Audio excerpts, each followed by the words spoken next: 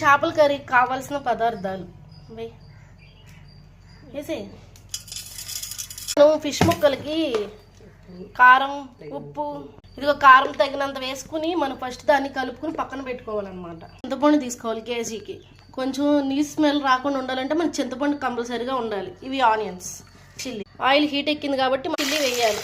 అవి వేగిన దాకా ఉంచాలి. తినేయండి. దీంట్లో చూడు దానికి సరిపడా అల్లం వెల్లుల్లి పేస్ట్ వేసాం.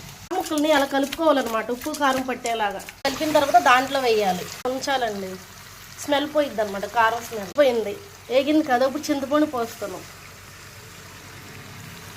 వరకు చింతపండు పోసుకున్నాం కదండి, దగ్గరికి వచ్చేదాకా మనం ఉడికించాలన్నమాట. మినిట్స్ లోపు దగ్గరికి వచ్చేది, అప్పుడు దాకా మనం ఉడికించుకుందాం. పడిపోయింది చూడండి. తీసి కొత్తిమీర వేసుకుంటాం. చూడండి గుజ్జు గుజ్జుగా ఎలా ఉందో చేపల కూర. చాలా టేస్టీగా, చాలా